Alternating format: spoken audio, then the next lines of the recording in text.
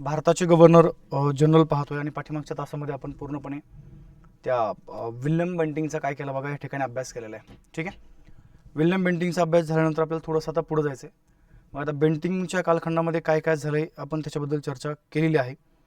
बघा सविस्तर नोट्स तुमच्या मी जे व्हॉट्सअप ग्रुप आहे त्या ग्रुपवर टाकलेत बघा. ठीक आहे, पूर्ण म्हणजे जवळजवळ त्या ठिकाणी बऱ्यापैकी नोट्स आहेत त्याच्या पुढच्या अजून त्या ठिकाणी तुम्हाला पुढे कंटिन्यू केल्या जातील. तर ह्या नोट्स हँड रिटनमध्ये आहेत, बाकी तुम्हाला प्रिंटेड नोट्स पुढच्या काही दिवसामध्ये भेटून जातील. ठीक आहे, सध्याला हँड रिटन नोट्स तुम्हाला त्या ठिकाणी उपलब्ध करून दिलेले आहेत. आता पहिला भाग लक्षात ठेवतो बघा, आपल्याला काय करायचं आहे विल्यम बेंटिंगच्या नंतर. आता विल्यम बेंटिंगच्या कालखंडामध्ये काय झालं आपण पाठीमागच्या काही तासामध्ये सविस्तर त्याची चर्चा केलेली आहे. ठीक आहे, मग त्याच्या प्रशासकीय सुधारणा कोणत्या आहेत बेंटिंगबद्दल तुम्हाला बोलतो मी. त्याच्या सामाजिक सुधारणा कोणत्या आहेत, त्या बेंटिंगच्या न्यायिक सुधारणा कोणत्या आहेत, शैक्षणिक त्यांनी कोणत्या कोणत्या सुधारणा केल्या, असं जनरल आपण त्या ठिकाणी त्या बेंटिंग संदर्भात चर्चा केलेली आहे. बघा आता पहिला भाग लक्षात ठेवतो, विल्यम बेंटिंगच्या नंतर अजून त्या ठिकाणी एक भारताचा गव्हर्नर जनरल बनलेला आहे दुसरा व्यक्ती. त्या व्यक्तीचं नाव लक्षात ठेवतो चार्लस मेटकाल्फ म्हणून. काय बोललो बघा मी, चार्लस मेटकाल्फ. आता पहिला माझा एक भाग लक्षात ठेवतो बघा, हा जो चार्लस मेटकाल्फ आहे एकाच कालखंडासाठी म्हणजे एकच वर्ष आहे त्याचं 1835 ते 1800 काय बघा त्या ठिकाणी 36 म्हणजे एकच वर्ष तो भारताचा गव्हर्नर जनरल राहिला. पण या एका वर्षामध्ये त्यांनी काय केलं बघा, एक महत्त्वाचा कायदा आहे. म्हणजे जनरली आपण जर बघितलं बघा 1823 मध्ये 1800 त्या ठिकाणी काय बघा 23 मध्ये आपल्या भारताचा एक गव्हर्नर जनरल झाला होता ज्याचं नाव लक्षात ठेवतो जॉन ॲडम्स नावाचा व्यक्ती. काय बोललो बघा मी, जॉन ॲडम्स. या जॉन ॲडम्सने काय केलं तर माहिती आहे का, त्या ठिकाणी वृत्तपत्रावरती बरीचशी बंधनं टाकली होती वृत्तपत्रावरती. म्हणजे जसं बघा यानंतर कोणतंच वृत्तपत्र ब्रिटिशांच्या विरुद्ध कोणताही मजकूर छापणार नाहीये. त्यानंतर जर छापला तर त्याचा छापखाना बंद केला जाईल, त्याचं वृत्तपत्र बंद केलं जाईल. अशा बऱ्याचशा त्या ठिकाणी जाचक अटी ज्या आहेत ह्या अटी आपण ज्याला म्हणूया ह्या त्या ठिकाणी सरळ सरळ ओके ह्या जॉन ॲडमच्या कायद्यानुसार काय केलं त्या बघा त्या ठिकाणी टाकल्या होत्या. आता एक पहिला जर आपण भाग बघितला आपल्याला काय करायचं बघा, थोडंसं पुढे जायचंय.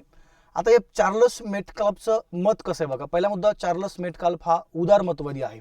उदारमतवादी या शब्दाचा अर्थ नेहमी लक्षात ठेवला. उदारमतवादी कशाला म्हणायचे, उदारमतवादी म्हणजे जो भारतीयांच्या सुधारणा करण्याच्या बाजूने आहे त्याला आपण उदारमतवादी म्हणूया. मग त्यामध्ये बघा याच्या पहिले विल्यम बेंटिंग उदारमतवादी आहे, बरोबर आहे की नाही. हा आहे चार्लस मेटकाल्फ एक उदारमतवादी आहे. पुढे जाऊन तुम्हाला लॉर्ड रिपन बद्दल पण बोलायचं, तो एक उदारमतवादी आहे. तर या मेटकाल्फने काय केलं माहिती आहे का, 1836 मध्ये 1800 काय बघा त्या ठिकाणी 36 मध्ये हा जॉन ॲडमचा कायदा त्या ठिकाणी रद्द करून टाकला. म्हणजे कधी कधी तुम्हाला काय होतं माहिती आहे का, असं एक स्टेटमेंट येतं की खालीलपैकी वृत्तपत्र बोललं बरं, वृत्तपत्र हा त्या ठिकाणी सरकारचा श्वास आहे. ओके, सरकारचा काय बोललो मी, श्वास आहे. हे स्टेटमेंट कुणाचं होतं, तर हे स्टेटमेंट त्या ठिकाणी कुणाचं आहे बघा, चार्लस मेटकाल्फचं आहे. याचं मत असं होतं की जर आम्हाला योग्य प्रकारे प्रशासन आमच्या भागामध्ये चालवायचं आहे, राबवायचं आहे, तर या लोकांच्या समस्या ज्या आहेत हे आम्हाला समजल्या पाहिजे. आणि या लोकांच्या समस्या समजून घेण्याचं सगळ्यात चांगलं माध्यम कोणतं बघा, हे त्या ठिकाणी वृत्तपत्र आहे. म्हणून 1836 मध्ये काय केलं, या जॉन ॲडमचा कायदा या ठिकाणी काय केलं बघा, ह्या मेटकाल्फने पूर्णपणे रद्द केला. आणि म्हणून त्याला आपण भारतीय वृत्तपत्राचा काय म्हणतो बघा, त्या ठिकाणी मुक्तिदाता म्हणतो. ठीक आहे, जर आपल्याला एक्झाममध्ये असा जर प्रश्न विचारला गेला की खालीलपैकी भारतीय वृत्तपत्राचा मुक्तिदाता कोणाला म्हणायचं आहे, तर आपलं उत्तर पाहिजे बघा चार्लस मेटकाल्फ आहे, ज्याला आपण भारतीय वृत्तपत्राचा त्या ठिकाणी मुक्तिदाता असं म्हणतो. हा एक भाग आपल्याला या ठिकाणी माहीत असणं आवश्यक आहे. बघा आता काय झालंय, या चार्लस मेटकाल्फच्या नंतर म्हणजे त्याला लगेच गेला तो, त्यानंतर अजून एक व्यक्ती आला बघा, ज्या व्यक्तीचं नाव लक्षात ठेवलं ऑकलँड नावाचा अधिकारी आहे. काय बोललो मी, ऑकलँड. जर तुम्ही या ऑकलँडचा जर कालखंड बघितला 1836 ते 1800 त्या ठिकाणी 42 ऑकलँडचा कालखंड बघा ऑकलँडचा. आता काय होतं माहिती आहे का, याच्या पूर्वी म्हणजे 36च्या जर तुम्ही पूर्वी गेलं तर भारतीय विद्यार्थ्यांना या ठिकाणी सरळ सरळ वैद्यकीय शिक्षण घेण्याची परमिशन नव्हती, परवानगी नव्हती. मग या ऑकलँडने काय केलं माहिती आहे का, पहिली एक इम्प्लिमेंट त्याच्यामध्ये केली. याच्या कालखंडामध्ये काय झालं बघा, भारतीय विद्यार्थ्यांना या ठिकाणी वैद्यकीय जे शिक्षण आहे हे वैद्यकीय शिक्षण घेण्यास त्या ठिकाणी परमिशन दिली गेली. म्हणजे आता भारतीय विद्यार्थी वैद्यकीय शिक्षण घेऊ शकतो, काही अडचण नाही आहे. अजून एक भाग लक्षात ठेवला, पूर्वी कसं व्हायचं माहिती आहे का, या ठिकाणी फक्त जो विद्यार्थी इंग्रजीमधून शिक्षण घेतोय त्यालाच त्या ठिकाणी स्कॉलरशिप दिला जायची. पण या ऑकलँडच्या कालखंडापासून काय झालं माहिती आहे का, यांनी अशी एक तरतूद केली की आता इंग्रजी बरोबर अरेबियन भाषा, ओके अरेबियन, त्यानंतर पार्शियन भाषा लक्षात ठेवला, अरेबियन पार्शियन. ओके, अजून आपण जर बघितलं बघा संस्कृत भाषा, तर अरेबियन पार्शियन आणि संस्कृत भाषेमधून शिक्षण घेणाऱ्या विद्यार्थ्यांना पण काय केलं त्या ठिकाणी सरकारी स्कॉलरशिप जी आहे ही त्या ठिकाणी ऑकलँडने सुरू केली. ठीक आहे, दोन महत्त्वाची सुधारणा. वैद्यकीय शिक्षण घ्यायला या ठिकाणी भारतीय विद्यार्थ्यांना परमिशन दिली गेलेली आहे. आणि दुसरा मुद्दा याच्या कालखंडापासून काय झालं बघा, सरळ सरळ आपण ज्याला म्हणूया, या ठिकाणी संस्कृत, अरेबियन, पार्शियन ह्या जे काय आहेत ह्या भाषेमधून त्या ठिकाणी शिक्षण घेणाऱ्या विद्यार्थ्यांना पण काय केलं बघा, सरकारी स्कॉलरशिप जी आहे ही त्या ठिकाणी सुरू केली गेली. अजून थोडा पुढचा मुद्दा लक्षात ठेवायचा बघा, ह्या ऑकलँडने काय केलं, एक बंधन असं टाकलं, जेवढे त्या ठिकाणी सरकारी म्हणजे कंपनीचे कर्मचारी, या सरकारी कर्मचाऱ्यांनी काय करायचं माहितीये का बघा, जनतेमध्ये जे धार्मिक कार्यक्रम पार पडतात, धार्मिक कार्यक्रम, या धार्मिक कार्यक्रमाला या ठिकाणी कंपनीचा कोणताच अधिकारी किंवा कंपनीचा कोणताच त्या ठिकाणी कर्मचारी उपस्थित राहता येणार नाहीये. म्हणजे धार्मिक कार्यक्रमाला तुम्हाला उपस्थित राहता येणार नाहीये असं एक अट किंवा असं एक आपण ज्याला म्हणूया बंधन ह्या सरकारी कर्मचाऱ्यावरती कोणी टाकलं बघा, या ऑकलँडने टाकलं. आता थोडंसं पुढे या. मी तुम्हाला पाठीमागे सांगितलं होतं बघा, कधी कधी तुम्हाला प्रश्न कसा येतो, काय होतं माहिती, एक शब्द आहे आपल्या इतिहासामध्ये आणि तो शब्द लक्षात ठेव, चला, संस्थान खालसा करणे. काय बोललो बघा, संस्थान त्या ठिकाणी खालसा करणे. आता माझा पहिला भाग लक्षात ठेव, चला, संस्थान खालसा करणे हा एक शब्द आहेच, परंतु संस्थान खालसा करणे म्हणजे नेमकं काय, हा एक तुमचा वेगळा मुद्दा आहे बघा. काय बोललो मी, संस्थान खालसा करायचं म्हणजे नेमकं काय करायचं हे तुम्हाला त्या ठिकाणी माहिती असणं आवश्यक आहे. तर पहिला भाग लक्षात ठेव, चला बघा, संस्थान खालसा केल्यानंतर काय होत होतं समजून घेण्याचा प्रयत्न करा. चला बघा, ज्यावेळेस तुम्ही एखादं संस्थान खालसा करताय, आता उदाहरणार्थ बघा, मग त्या तिथलं संस्थानाचं जे काही प्रशासन आहे ते पूर्णपणे काय करणं बघा, रद्द करून टाकणं, पूर्णपणे रद्द करून टाकायचं आणि तिथं ब्रिटिश अधिकारी नेमायचे आणि त्यांच्या वतीनं काय करायचं माहितीये का, मग तिथलं प्रशासन चालवायचं. बघा, आता संस्थान खालसा करण्याचे एकूण 3 मार्ग होते, 3 मार्ग. त्यातला पहिला मार्ग लक्षात ठेवायचा, युद्धनीती. म्हणजे एखाद्या संस्थानिकासोबत युद्ध करायचं, त्या युद्धामध्ये त्यांचा पराभव करायचा आणि पराभव करून काय करायचं माहितीये का, तिथं डायरेक्ट खालसा करायचं, तिथलं प्रशासन बंद करायचं आणि डबल तिथं ब्रिटिशांचं प्रशासन चालू करायचं. त्यानंतर दुसरा एक मार्ग आहे बघा, दत्तक वारसा. काय बोललो बघा, दत्तक वारसा. म्हणजे सरळ सरळ ज्या संस्थानांना किंवा ज्या संस्थानिकांना स्वतःचा मुलगा नाहीये, तर त्या कंडिशनमध्ये तो संस्थानिक एखाद्या मुलाला दत्तक घेऊन जर त्यांनी त्या संस्थानाचा वारस नेमलं तर तशा कंडिशनमध्ये ते संस्थान खालसा केलं जायचं. आणि तिसरा एक पर्याय आहे बघा, ज्याला आपण गैरप्रशासन म्हणूया. म्हणजे त्या संस्थानामध्ये चांगल्या प्रकारे प्रशासन चालवलं जात नाहीये, म्हणजे तिथं पूर्णपणे अनागोंदी कारभार आहे, पूर्णपणे भ्रष्टाचार आहे. ओके, अशाला काय म्हणायचं बघा त्या ठिकाणी, गैरप्रशासन. आता पहिला एक भाग लक्षात ठेवतो, आपण जर बघितलं बघा, याच्यापूर्वी कोणाच्या पूर्वी बघा त्या ठिकाणी, ह्या आता आपण बघतोय ऑकलँड, या ऑकलँडच्या पूर्वी हे जे कारण आहे कोणतं बघा, गैरप्रशासन. या गैरप्रशासनाच्या कारणावरून मी तुम्हाला काल पाठीमागच्या लेक्चरमध्ये बोललोय, विल्यम बेंटिंगनं काय केलं तर बघा, काही संस्थांना खालसा केले होते. म्हणजे बघा, संस्थान खालसा करणे ह्या बाबी संदर्भात तुम्ही 3 नावं लक्षात ठेवा. किती नावं? 3. आपल्याला फक्त डलहौसीच माहिती आहे जो पुढे येणार आहे. हा डलहौसीनं संस्थांना खालसा केले त्यातला भाग नाहीये, त्यांनी आक्रमकपणे खालसा केले, परंतु संस्थान खालसा करणे ह्या मुद्द्याशी 3 नावं जोडा. पहिलं डलहौसी म्हणजे पहिला विल्यम बेंटिंग, दुसरा हा ऑकलँड आणि तिसरा आहे बघा डलहौसी. तर त्यापैकी विल्यम बेंटिंग आणि ऑकलँड ह्या 2 लोकांनी काय केलं माहितीये का, गैरप्रशासनाचं कारण दिलं आणि गैरप्रशासनाचं कारण देऊन त्या ठिकाणी काही संस्थांना खालसा केले बघा. आता जर तुम्ही त्या विल्यम बेंटिंग बद्दल बोलले, आपल्या पाठीमागे बोलणं झाले, ठीक आहे, पॉईंट लक्षात ठेवू. चला, आपल्या पाठीमागे सरळ सरळ बघा, ज्यावेळेस मी तुम्हाला विल्यम बेंटिंगच्या बद्दल बोलत होतो, या विल्यम बेंटिंगनं पण काय केलेलं आहे, गैरप्रशासनाचं कारण देऊन काही संस्थांना खालसा केले बघा. कारण कोणतं दिलं? गैरप्रशासन. बघा बरं का काय सांगतोय, हा सगळ्यात महत्त्वाचा मुद्दा आहे. इथं तुम्हाला 100% प्रश्न कसा येतो माहितीये का, की संस्थान कोणी खालसा केलं. आता जर तुम्ही विल्यम बेंटिंग बद्दल जर बोलले, काय बोलतो बघा मी, विल्यम बेंटिंग. अजून एक लक्षात ठेव, चला, ऑकलँड नावाचा अधिकारी ज्याच्याबद्दल आपण आता चर्चा करतोय, आणि तिसरं जर आपण बघितलं बघा, तो आहे त्या ठिकाणी डलहौसी नावाचा अधिकारी. आता नंतर आपल्याला त्याच्याबद्दल बोलायचंय. हे 3 व्यक्ती असे होते ज्यांनी काय केलं बघा, गैरप्रशासनाचं कारण देऊन काही संस्थांना खालसा केले. जर तुम्ही विल्यम बेंटिंग बद्दल जर बोलले तर विल्यम बेंटिंगने गैरप्रशासनाचं कारण देऊन काय केले बघा, 4 संस्थांना खालसा केले. त्यातलं पहिलं आहे त्या ठिकाणी कुर्ग नावाचं. कोणतं बोललं मी? कुर्ग. त्यानंतर 2 नंबर आहे बघा मैसूर नावाचं संस्थान, मैसूर, कुर्ग मैसूर. त्यानंतर जर तुम्ही 3 नंबर जर बघितलं तर 3 नंबर आहे बघा जयंतिया नावाचं. कोणतं? जयंतिया. आणि चौथं लक्षात ठेव, चला, मध्य चाचर नावाचं. काय बोललो मी? मध्य चाचर. म्हणजे विल्यम बेंटिंगने गैरप्रशासनाचं कारण देऊन हे 4 संस्थानं काय केले बघा, त्या ठिकाणी खालसा केले. कोणते कोणते? कुर्ग आहे, मैसूर आहे, त्यानंतर आपण जर बघितलं बघा हे तुमचं जयंती आहे आणि मध्य चाचर आहे. जर तुम्ही या ऑकलँड बद्दल बोलले तर ऑकलँडने काय केलं माहितीये का, गैरप्रशासनाचं कारण देऊन पुन्हा त्या ठिकाणी 4 संस्थांना खालसा केलेल्या आहेत. त्यापैकी आपण जर बघितलं, एक आहे बघा मांडवी नावाचं. कोणतं बोललो मी? मांडवी. त्यानंतर 2 नंबर आपण जर बघितलं बघा, 2 नंबर आहे तुमचं कुलाबा नावाचा. कोणता बोललोय? कुलाबा. मांडवी, कुलाबा, जलौन आणि सुरत. काय बोललो मी? इथं आहे बघा तुमचं जलौन नावाचं संस्थान आणि अजून एक लक्षात ठेवलं बघा, सुरत नावाचं संस्थान. हे कोणी खालसा केलंय? ऑकलँडने. जर तुम्ही डलहौसीकडे गेले, या डलहौसीने पण काय केलं बघा, गैर प्रशासनाचं कारण देऊन, आता हे नंतर बघणार आहे पण हे संदर्भ आला तर लिहून टाकतो या ठिकाणी. डलहौसीनं गैर प्रशासनाचं कारण देऊन पुन्हा 3 संस्थान खालसा केले. त्यातलं पहिलं आहे बघा तुमचं वऱ्हाड नावाचं संस्थान. त्यानंतर 2 नंबर आहे बघा अवध नावाचं संस्थान. आणि जर तुम्ही 3 नंबरमध्ये गेले तर 3 नंबर आहे बघा वऱ्हाड, अवध आणि एक आहे बघा आय थिंक मला वाटतंय वऱ्हाड आहे, अवध आहे, कोणतं सांगता येईल का रे? आय थिंक मला वाटतंय जयंतिया झालंय का आपलं? ठीक आहे, सांगतो त्याच्याबद्दल, जलौन वगैरे. तिसरं एक संस्थान आहे बघा जे करौली, एक्झॅक्ट कोणतं बघा? करौली.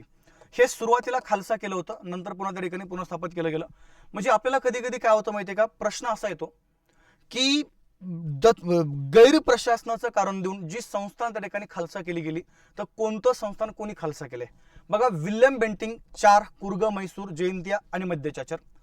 ऑकलँड 4 आहेत, मांडवी, कुलाबा, जलौन, सुरत. आणि डलहौसी 3 आहेत, वऱ्हाड, अवध आणि करौली. आता होतं काय बघा, मग तुम्हाला म्हणजे मी तुम्हाला मगाशी बोललो, शक्यतो संस्थान खालसा म्हटलं की आपल्या माइंडमध्ये हा व्यक्ती येतो बघा, कोण? डलहौसी. पण एक पॉईंट लक्षात ठेवला, या डलहौसीच्याही अगोदर हे 2 व्यक्ती असे आहेत की ज्यांनी गैर प्रशासनाचं काय केलं बघा, या ठिकाणी कारण दिलं. आणि गैर प्रशासनाचं कारण देऊन त्यांनी भारतातले हे जे संस्थान आहेत, हे संस्थान त्या ठिकाणी काय केले बघा, या ठिकाणी सरळ सरळ खालसा केलेले आहेत. तो एक वेगळा भाग आपल्याला या ठिकाणी माहित असणं आवश्यक आहे. विल्यम बेंटिंकचे 4 संस्थान, कुर्ग, मैसूर, जयंतिया, मध्य चाचर.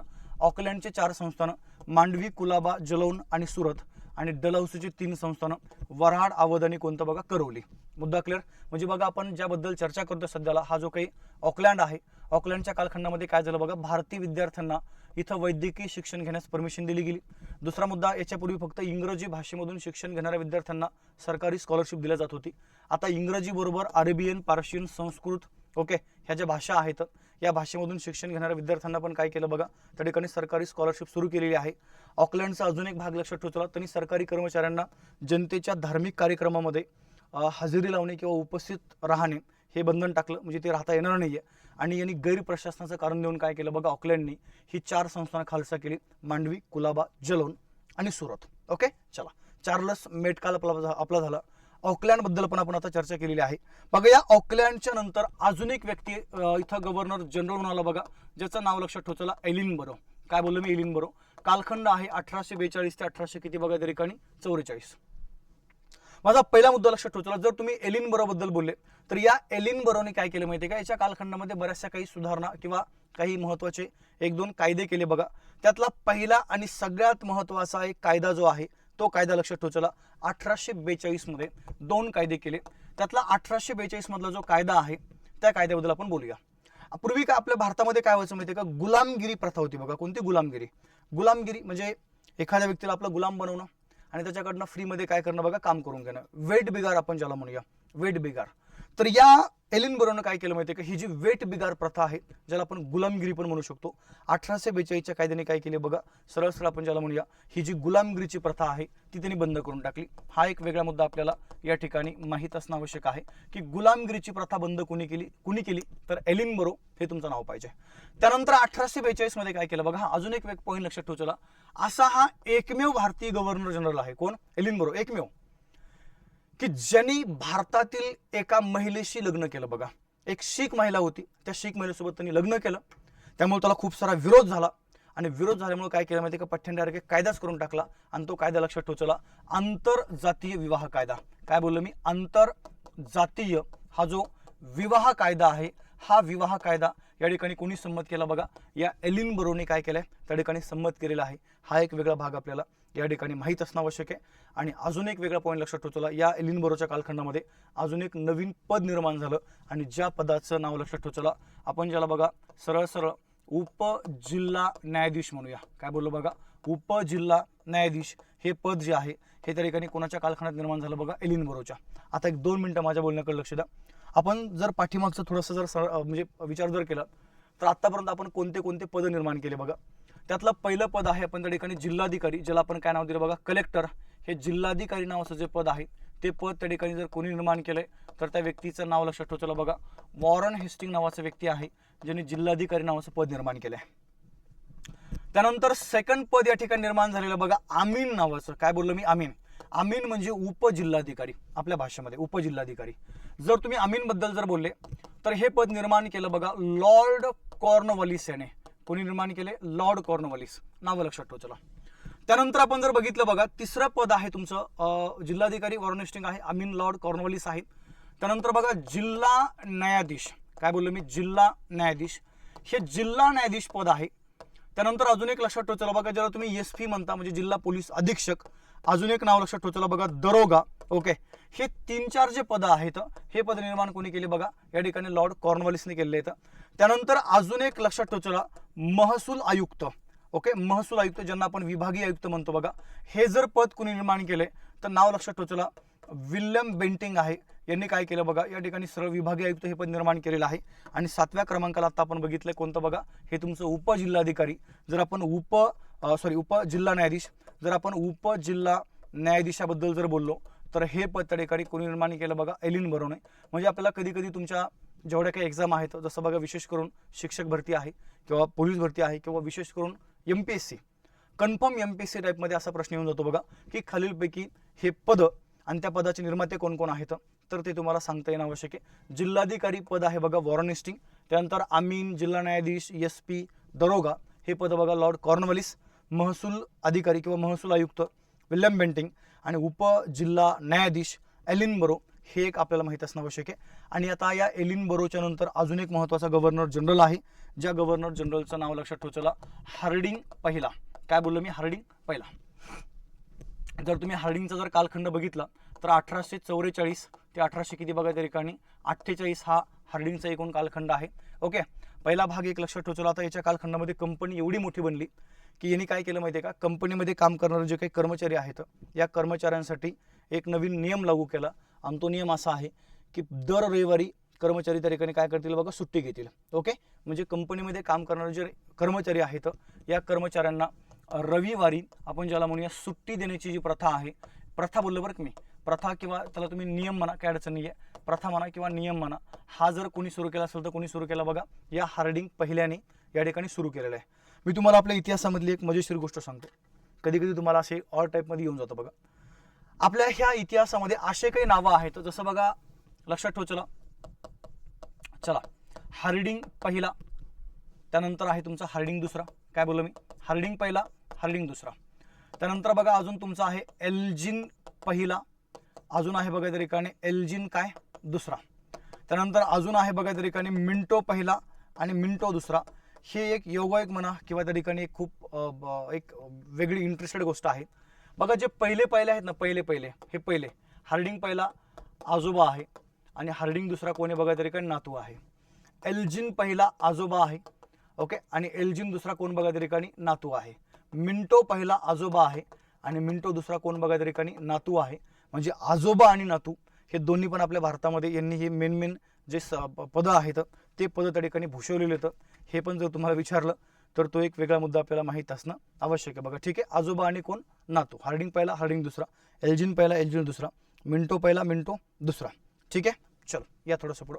आता आपल्याला अशा व्यक्तीबद्दल चर्चा करायची आहे ज्या व्यक्तीला मला असं वाटतं की प्रत्येक परीक्षा स्पर्धा परीक्षा करणारा विद्यार्थी परिचित असतो बघा त्या व्यक्तीच्या नावासंदर्भात.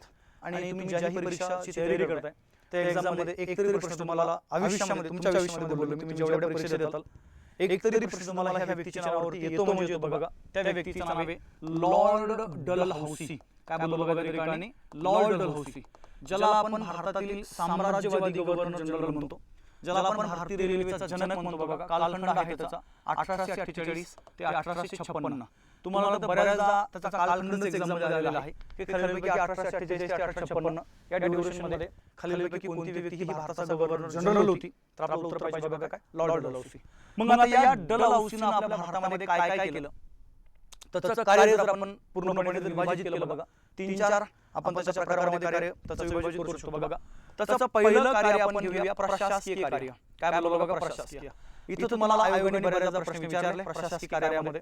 त्यानंतर 2 नंबर या डलहौसीने जो भारतामध्ये साम्राज्य विस्तार केला बघा, त्या साम्राज्य विस्ताराबद्दल आपण थोडक्यात चर्चा करूया. ठीक आहे, साम्राज्य विस्तार. सेकंड मुद्दा डलहौसीचं भारतामध्ये जे दळणवळणासंदर्भातलं कार्य होतं, आपण त्या दळणवळणाबद्दल बोलूया. दळणवळण.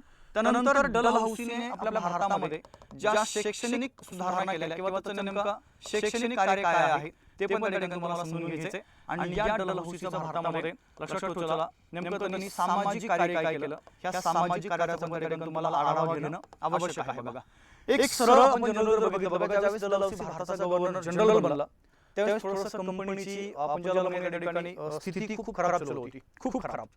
म्हणजे काय होतं माहिती आहे, कंपनीमध्ये 1848 बद्दल तुम्हाला बोलतोय मी. एक तर करप्शन खूप होतं, दुसरा मुद्दा प्रशासनाची गडी पूर्णपणे विस्कटलेली होती, आणि तिसरा मुद्दा कंपनीमध्ये आपण जर विचार केला बघा, कंपनीबद्दल तुम्हाला बोलतोय मी. ह्या कंपनीमध्ये लष्कराची संख्या जास्त होती. म्हणजे एक पहिला मुद्दा या डलहौसीच्या कालखंडामध्ये आपण जर बघितलं तर या कंपनीमध्ये भारतीय लष्कर आणि युरोपियन लष्कर, भारतीय लष्कर आणि त्या ठिकाणी युरोपियन लष्कर यांची संख्या 5-1 होती. बघा, काय बोललं 5-1, म्हणजे 5 भारतीय सैनिक होते आणि एकच युरोपियन सैनिक होता. म्हणजे त्या प्रमाणामध्ये 5-1. म्हणजे एकंदरीत आपण जर बघितलं बघा, तर असे या ठिकाणी परिस्थिती ह्या कंपनीची होती त्या कालखंडामध्ये. म्हणजे जर भविष्यामध्ये कदाचित ह्या कंपनीमध्ये असणाऱ्या भारतीय लष्कराने जर उठाव केला तर कंपनीचं काहीच राहिलं नसतं बघा. आणि नंतर झालंय ते उठाव झाला त्या संदर्भात, परंतु त्यावेळेस संख्या खूप कमी केली गेली. ठीक आहे, आपण बोलूया ते कमी का केली, कुठे केली. पण एक पहिला भाग असा आहे, आता डलहौसीचा अभ्यास करत असताना तुम्हाला सोबत हा पण अभ्यास करायचा आहे की 1857च्या उठावाला याचे काही कारणीभूत धोरणं आहेत, आपण त्या धोरणाबद्दल काय करूया, चर्चा करूया. ठीक आहे, तर पहिला भाग लक्षात ठेवला बघा. जर तुम्ही त्याच्या प्रशासकीय कामाबद्दल जर बोलले, प्रशासकीय कार्य, तर त्यांनी काय केलं माहिती का, प्रशासकीय कामामध्ये त्या कालखंडामध्ये काय बोललो बघा, त्या कालखंडामध्ये कसं व्हायचं, हे ब्रिटिश सरकारच्या मार्फत तुम्हाला वेगवेगळे किताब दिले जायचे बघा. काय किताब, वेगवेगळे किताब. म्हणजे कोणाला त्या ठिकाणी राव बहादूर बोललं जायचं, बरोबर आहे का, कोणाला त्या ठिकाणी पठ्ठे बहादूर बोललं जायचं, कोणाला त्या ठिकाणी वेगवेगळ्या पदव्या ज्या आहेत ह्या पदव्या बहाल केल्या जायच्या, कोणाला वेगवेगळ्या उपाध्या ज्या आहेत ह्या उपाध्या बहाल केल्या जायच्या. म्हणजे बघा, जसं ब्रिटिश सरकारचे तारणहाते, बरोबर आहे की नाही, सर नावाची पदवी आहे, त्या ठिकाणी महाराजा पदवी आहे, पठ्ठे बहादूर, राव बहादूर ह्या अशा पदव्या आहेत. या डलहौसीचं काय मत होतं माहिती आहे का, ह्या पदव्या रद्द करून टाकायची काही गरज नाही आपल्याला. विनाकारण पदवी रद्द केल्यामुळे समानता साधल्या जात नाहीये. ओके, मग यांनी काय केलं माहिती आहे का, भारताचा गव्हर्नर जनरल बनल्याबरोबर यांनी पहिला ह्या सगळे किताब, सगळे पदव्या, उपाध्या दिल्या होत्या ब्रिटिश सरकारच्या मार्फत भारतीय जनतेला, त्या टोटली काय केलं बघा, त्यांनी रद्द करून टाकल्या. आता ज्यांच्या पदव्या रद्द केल्या, ज्यांच्या उपाध्या रद्द केल्या, ज्यांचे किताब त्या ठिकाणी काढून घेतले गेले, त्यांना राग आला म्हणजे नाराज झाले कंपनीवरती. आणि मग या लोकांनी काय केलं बघा, ह्या कंपनीची डायरेक्ट त्या 1857च्या उठावामध्ये काय केलं, त्या ठिकाणी सरळ भाग घेतला. दुसरा प्रशासकीय कामात लक्षात ठेवा, पूर्वी काय व्हायचं माहिती का, जर एखादा संस्थानिक आहे तर संस्थानिकाने जर खालसा केलं, खालसा केल्यानंतर बघा त्या संस्थानिकाला हे काय करायचं माहिती का, पेन्शन द्यायचे. काय बोललो त्या ठिकाणी, पेन्शन, हे पेन्शन द्यायचे. सेकंड मुद्दा, त्या ठिकाणी काही लोकांना वेतन पण द्यायचे बघा संस्थानिकांना. परंतु आता काय व्हायचं, चला कन्सिडर एखादा व्यक्ती आहे, जसं आपला शेवटचा पेशवा बाजीराव दुसरा, त्याला पेन्शन सुरू केलं होतं, कारण की 1818 मध्ये मराठा राज्याचा समावेश ब्रिटिश एम्पायरमध्ये केला होता. आणि बाजीराव दुसरे यांना डायरेक्ट कुठे नेलं बघा, कानपूरमध्ये बिठूर नावाचे गाव आहे, तिथे त्यांना नेऊन ठेवलं होतं. आणि त्यांना वार्षिक 8 लाख रुपये पेन्शन दिलं जात होतं. पण असं पेन्शन भरपूर लोकांना दिलं जात होतं. मग आता काय व्हायचं माहिती का, जोपर्यंत ती व्यक्ती जिवंत आहे तोपर्यंत पेन्शन ठीक होतं. पण डलहौसीचं मत आहे की ज्या क्षणी त्या व्यक्तीचा मृत्यू होईल, तसा त्या व्यक्तीचा मृत्यू झाल्यानंतर त्या व्यक्तीच्या वारसांना ते पेन्शन दिलं जाणार नाही. म्हणजे यांनी काय केलं माहिती आहे का, सरळ दुसरं प्रशासकीय कामकाजाचं जर बघितलं तर सरळ पहिला भाग लक्षात ठेवला. यांनी काय केलं बघा, त्या ठिकाणी सरळ जे पेन्शन वगैरे आहे, वेतन वगैरे आहे, हे काय केलं बघा, तिकडे सरळ आपण ज्याला म्हणूया रद्द करून टाका. ठीक आहे, म्हणजे प्रशासकीय कामकाज आपण बघतोय. प्रशासकीय कामकाजामध्ये मी तुम्हाला सांगितलंय, डलहौसीने लोकांची किताब, उपाध्या, पदव्या रद्द केल्या. सेकंड, पेन्शन, वेतन वगैरे जे आहे ते काय केलं बघा, आपण ज्याला म्हणूया त्या ठिकाणी ते रद्द केलं. आता दुसरा भाग असताना काय केलं, काही बदल असे केले. काय व्हायचं माहिती आहे का, त्या कंपनीच्या म्हणजे जी कंपनी आहे ब्रिटिश ईस्ट इंडिया कंपनी, ह्या कंपनीच्या त्या फौजेमध्ये तुम्हाला मगाशी बोललो लष्करामध्ये भारतीय लष्कर आणि युरोपियन लष्कर यांचं प्रमाण किती बोललो तुम्हाला मी, 5-1. मग आता भारतीय लष्कराची संख्या जास्त आहे आणि हे लष्कर मॅक्झिमम होतं बघा बंगालमधलं. कुठलं होतं बंगालमधलं. म्हणजे आता ह्या लष्करामध्ये बंगालमधल्या सैनिकांची संख्या जास्त आहे. मग आता उपाय करावा लागला. मग उपाय काय केला माहिती त्यांनी? पहिला मुद्दा, तिसरा उपाय त्यांनी हे केला की जे भारतीय लष्कर आहे या भारतीय लष्कराची संख्या काय केली बघा, या ठिकाणी सरळ भारतीय लष्कराची संख्या जी आहे ही संख्या त्यांनी कमी करून टाकली. काय केली बघा? कमी केली. आणि सेकंड मुद्दा काय केलं माहिती का? जर लष्कराने उठाव केला तर मला सांगा मॅक्झिमम लष्कर कुठलं आहे? बंगालमधलं. बरं, आता जर यांनी उठाव केला तर ब्रिटिशांचा सर्वात मोठा जो तोफखाना आहे, तोफखाना आपण ज्याला म्हणूया, तोफखाना, ठीक आहे. आणि सेकंड पार्ट लक्षात ठेवा, ह्या लष्कराचं जे मुख्यालय आहे, मला सांगा तोफखाना प्लस लष्कराचे मुख्यालय हे कुठे ठिकाणी सुरुवातीला होतं? कलकत्त्याला. कुठे होतं बघा? कलकत्त्याला. त्या आर्मीमध्ये सर्वात जास्त संख्या कोणाची आहे? बंगालमधल्या सैनिकांची. आणि मुख्यालय पण त्या ठिकाणी कलकत्त्याच्या जवळच आहे. मग आता आपण यांची संख्या कमी केलेली आहे आणि जर या लोकांनी आपल्या विरुद्ध उठाव केला आणि त्या शस्त्रागारावर जर त्यांनी हल्ला केला तर प्रॉब्लेम क्रिएट होऊ शकतो. मग यांनी काय केलं माहिती का? लष्कराची संख्या कमी केली. आणि सेकंड मुद्दा बघा, तोफखाना प्लस लष्कराचं मुख्यालय हे सुरुवातीला जे कलकत्त्याला होतं बघा, कलकत्त्यावरून काय केलं त्यांनी? एक वेगळ्या ठिकाणी ट्रान्सफर केलं आणि ते ट्रान्सफर केलं बघा मेरठ या शहरामध्ये. कोणत्या शहरामध्ये? मेरठ. तुम्हाला बऱ्याचदा असा प्रश्न विचारला जाऊ शकतो की खालीलपैकी लॉर्ड डलहौसीनं लष्कराचं मुख्यालय आणि तोफखाना जो आहे तो कलकत्त्यावरून कोणत्या शहरामध्ये हलवला किंवा कोणत्या शहरामध्ये ट्रान्सफर केला? तर आपलं उत्तर काय पाहिजे बघा? मेरठ हे जे शहर आहे या मेरठ शहरामध्ये काय केलेले? हा त्यांनी शस्त्रागार किंवा लष्कराचं मुख्यालय हे त्या ठिकाणी ट्रान्सफर केलेले. हा झाला पहिला मुद्दा प्रशासकीय कामकाजामध्ये. आता प्रशासकीय कामकाजामध्ये अजून एक भाग लक्षात ठेवतो त्यांनी काय केलं बघा.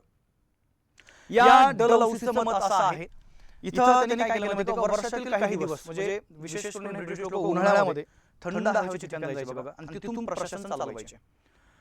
तर यांनी काय केलं माहिती का? उन्हाळ्यामध्ये उत्तर भारतामध्ये आपण जर गेलो बघा, शहर आहे ज्या शहराचं नाव लक्षात ठेवतो सिमला. काय बोललो मी? सिमला. हे सिमला शहर याला खूप आवडतं बघा कोणाला? डलहौसीला. कारण की थंड हवा आहे, बाकी थोडं प्रशासनाच्या दृष्टीने योग्य शहर आहे. मग हा काय करायचा माहिती का? वर्षाला 1-2-3 दिवस त्या सिमल्याला जायचा आणि तिथून सर्व भारताचं प्रशासन हँडल करायचा. मग आपण असं म्हणू शकतो स्वतः या कंडिशनमध्ये आपण जर बघितलं बघा, भारताची राजधानी कोणती आहे? कलकत्ता. म्हणजे इथं 1800 या दरम्यान. मग इथं काय केलं माहिती का? डलहौसीनं या सिमला शहराला भारताची एका दिवसाची राजधानी बनवलं. काय बोललो बघा मी? एका दिवसाची राजधानी. इथं जर मला परीक्षेमध्ये प्रश्न विचारला की खालीलपैकी भारताच्या एका दिवसाची राजधानी कोणत्या शहराला बोलायचे, तर आपलं उत्तर काय पाहिजे बघा? सिमला शहर आहे ज्याला आपण भारताची एका दिवसाची राजधानी आहे. ह्या एका दिवसाच्या राजधानीचा शहर असं म्हणतो. हा एक वेगळा भाग आपल्याला या ठिकाणी माहित असणं आवश्यक आहे म्हणजे आहे. ठीक आहे, चला हा एक भाग लक्षात ठेवा. त्यानंतर त्यांनी काय केलं माहिती का? कंपनीमध्ये काम करणारे जे कर्मचारी आहेत, कर्मचारी दोन प्रकारचे कर्मचारी होते या कंपनीमध्ये काम करणारे. एक आहेत बघा युरोपियन कर्मचारी आणि सेकंड लक्षात ठेवा बघा, सेकंड आहे तुमचे भारतीय कर्मचारी. या भारतीय आणि युरोपियन कर्मचाऱ्यांना यांनी समान वागणूक दिलेली नाही. समान वागणूक आपण ज्याला म्हणूया ही त्यांनी दिलेली नाहीये. कारण की पहिला भाग लक्षात ठेवा, हा भारतीय व्यक्तींचा तिरस्कार करणारा व्यक्ती आहे. कोण? डलहौसी. त्यामुळे त्याचं मत असतं की भारतीय व्यक्तीवरती माझा विश्वास नाहीये, त्यामुळे त्यांनी कंपनीमध्ये काम करणारे अधिकारी कर्मचारी यांना समान वागणूक दिलेली नाही. हा एक भाग लक्षात ठेवा. आता प्रशासकीय कामकाजामध्ये अजून एक वेगळा मुद्दा यांनी काय केलं बघा, 1852 मध्ये. काय बोललो मी? 1852 मध्ये एक कमिशन नेमलं बघा, ज्या कमिशनचं नाव लक्षात ठेवा इनाम कमिशन. काय बोललो मी? इनाम कमिशन. आता इनाम कमिशन का नेमलं त्याच्या पाठीमागचं रिझन एक्झॅक्ट लक्षात ठेवा बघा. इनाम कमिशन यापूर्वी पण एका व्यक्तीने नेमलेलं आहे, परंतु इथं ते नेमलं कधी बघा? 1828 मध्ये. कन्फर्म माझ्या बोलण्याकडे लक्ष द्या. 1828 ला पण हे कमिशन सेम जे आहे हे कमिशन नेमलं गेलं होतं आणि 1852 मध्ये पण हे कमिशन नेमलं गेलं आहे. आता 1852 जे डलहौसीने इनाम कमिशन नेमलं, या कमिशनचा उद्देश काय होता बघा? सरळ सरकारी जमिनीचं मोजमाप करणे.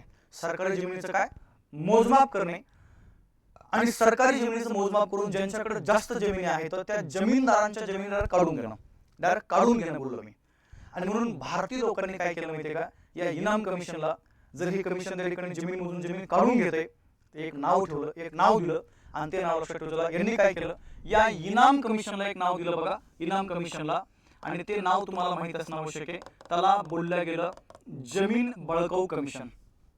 काय बोललं गेलं बघा? जमीन बळकाऊ जे कमिशन आहे हे बोललं गेलं ते इनाम कमिशनला. ठीक आहे. जर तुम्हाला एक्झाम मध्ये असा प्रश्न विचारला की खालीलपैकी कोणत्या कमिशनला जमीन बळकाऊ कमिशन म्हणायचे, तर आपलं उत्तर काय पाहिजे बघा? हे जे इनाम कमिशन आहे या इनाम कमिशनला त्या ठिकाणी जमीन बळकाऊ कमिशन असं बोलायचे. हा एक वेगळ्या प्रकारचा पॉईंट आपल्याला या ठिकाणी माहित असणं आवश्यक आहे. म्हणजे बघा डलहौसीचं प्रशासकीय कामकाज आपण जर बघितलं तर या ठिकाणी त्यांनी एक 7-8 जे कार्य आहेत आपल्याला परीक्षेसाठी महत्त्वाचे आहेत. पहिल्या मुद्दा त्यांनी भारतीय लोकांना किताब, पदव्या, उपाध्या रद्द करून टाकल्या, पेन्शन वगैरे वेतन रद्द केलं. तिसरा मुद्दा बघा, भारतीय त्या म्हणजे बंगालमध्ये जे काही सैन्य आहे त्यामध्ये भारतीय लष्कराची संख्या जास्त होती, ती पहिली कमी केली. दुसरा मुद्दा, लष्कराचा तोफखाना, लष्कराचं मुख्यालय त्या कलकत्त्यावरून त्यांनी मेरठला ट्रान्सफर केलं. सेकंड मुद्दा, सिमल्याला भारताची एका दिवसाची राजधानी बनवलं. त्यानंतर युरोपियन लोक आणि भारतीय लोक यांना असमान वागणूक दिली. आणि 1852 मध्ये काय केलं बघा, त्यांनी इनाम कमिशन नेमलेलं आहे, ज्या कमिशननी जमीनदारांच्या जमिनी काढून घेतल्या, सरकार जमा केल्या. म्हणून भारतीय लोकांनी काय केलं बघा, या कमिशनला सरळ सरळ जमीन बळकाऊ कमिशन हे नाव दिलं. चला, मला सांगा इथपर्यंत कुणाला काही अडचण आहे का? असेल तर एकदा कमेंट करा फास्ट मध्ये. इथपर्यंत कुणाला काही अडचण आहे का? समजलंय का? डलहौसीच्या प्रशासकीय सुधारणा जर समजल्या असतील तर फास्ट मध्ये मला तुमच्या कमेंटची अपेक्षा आहे. लवकर कमेंट करा, लवकर कमेंट करा.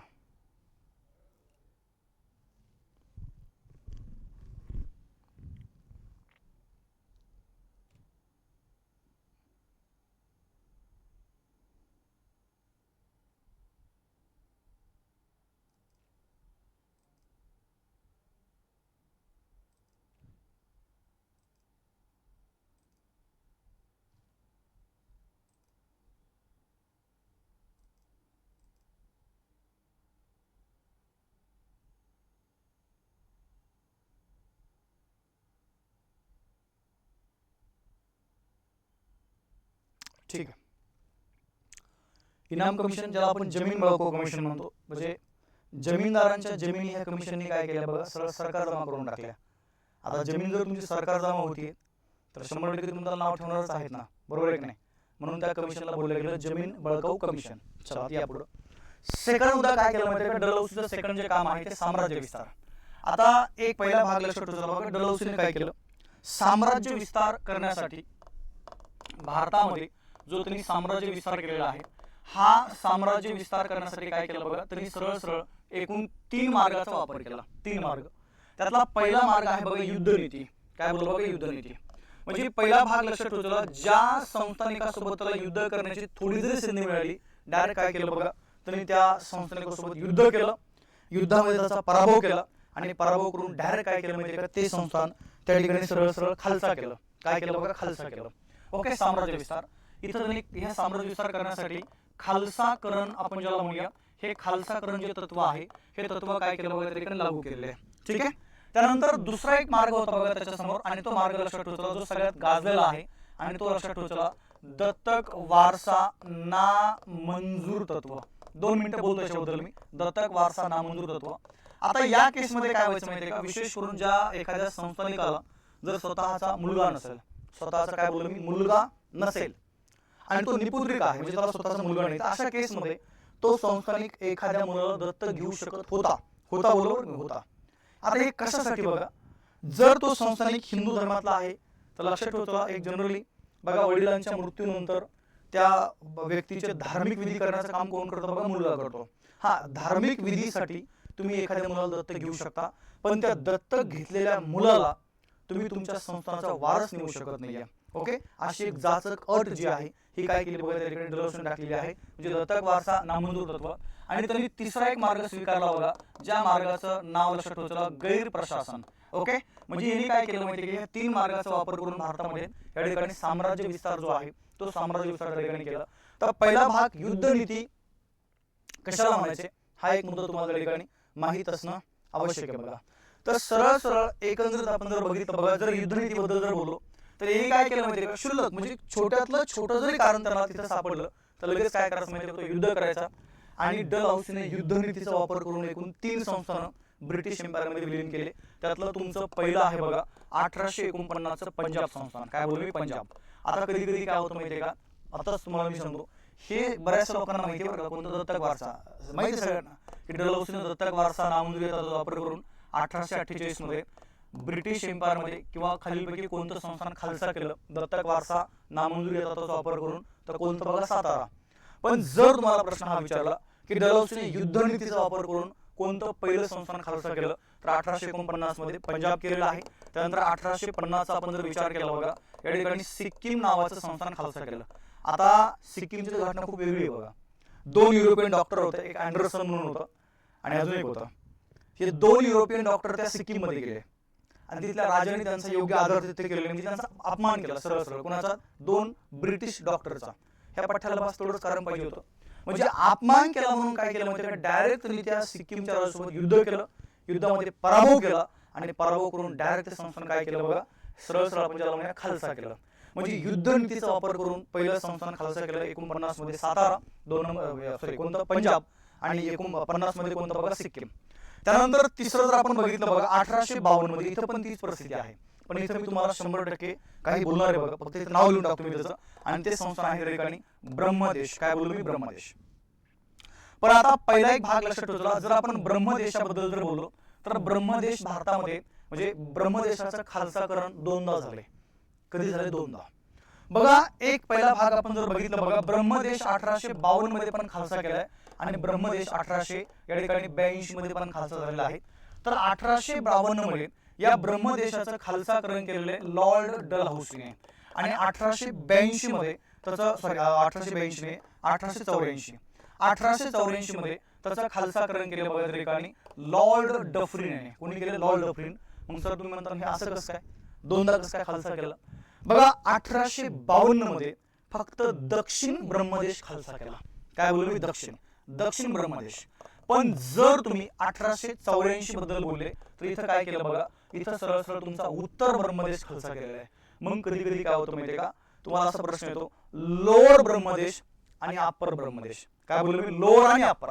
तर पहिला भाग लक्षात ठेवा, जर लोअर म्हणलं, लोअर म्हणजे दक्षिणेकडला, तर लोअर ब्रह्मदेश खालसा केलाय कोणी बघा? लॉर्ड डलहौसीने.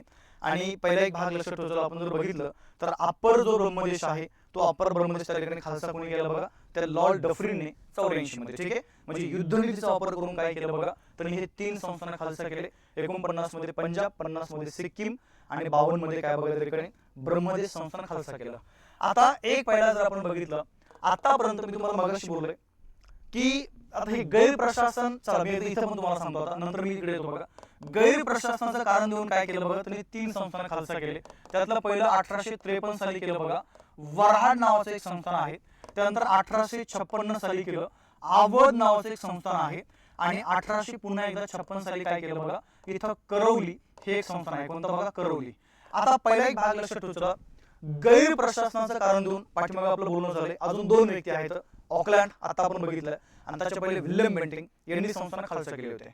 परंतु हे जे दत्तक वारसा नामंजूर आहेत याचा सर्वात जास्त वापर जर कोणी केला तर कोणी केला बघा, त्या ठिकाणी डलहौसीने केलेला आहे. काही संस्थान तर असे होते डायरेक्ट त्यांचा लिलाव केला गेला, मी बोलतो त्याबद्दल तुम्हाला. बघा दत्तक वारसा नामंजूर या तत्वाने 1848 मध्ये पहिलं संस्थान खालसा केलं बघा, सातारा.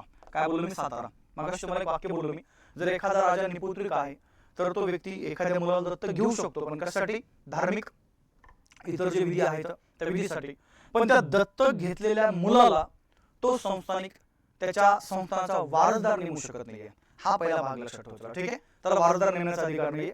हा, मग अशा केसमध्ये ते डायरेक्ट काय करणार? डलहौसी दत्तक वारसा हे कारण देणार आणि ते संस्थान डायरेक्ट खालसा करून टाकणार. म्हणजे इथं काय केलं माहितीये का, दत्तक वारसा नामंजूर या तत्वाने पहिलं संस्थान खालसा केलं सातारा. त्यानंतर आपण जर थोडंसं पुढे गेलो बघा, 1849 मध्ये 2 संस्थान आहेत. एक आहे बघा जैतपूर नावाचं आणि सेकंड लक्षात ठेवा संबलपूर. हे दोन्ही पण संस्थान काय केले बघा, 49 मध्ये खालसा केले. त्यानंतर 1850 मध्ये एक बघाट नावाचं आहे बघा संस्थान, ते पण खालसा केलं. त्यानंतर 1852 मध्ये आपण जर बघितलं इथे एक उदयपूर आहे, अजून एक लक्षात ठेवा जोधपूर आहे, ती पण संस्थानं काय केली बघा त्या ठिकाणी खालसा केलेली आहेत. त्यानंतर 1853 मध्ये अजून एक संस्थान आहे, ज्या संस्थानाचं नाव लक्षात ठेवा या ठिकाणी झाशी आहे. आणि 1854 मध्ये अजून एक नाव लक्षात ठेवा बघा, ते म्हणजे त्या ठिकाणी कोणतं आहे? तुमचं नागपूर आहे. पण इथं नागपूरला थोडंसं अंडरलाईन करा, त्याचं कारण तुम्हाला मी सांगतो. ज्या वेळेस या डलहौसीनं नागपूर संस्थान खालसा केलं, कधी कधी आयोग तुम्हाला विचारतं बघा, कारण की किचकट आहे ते. खालसा केल्यानंतर त्यांनी तेवढं करून थांबलेलं नाहीये. त्यांनी काय केलं माहितीये का, नागपूरची एक राणी आहे, ज्या राणीचं नाव लक्षात ठेवा बाकाबाई. नागपूरच्या राणी आहे त्या बाकाबाई.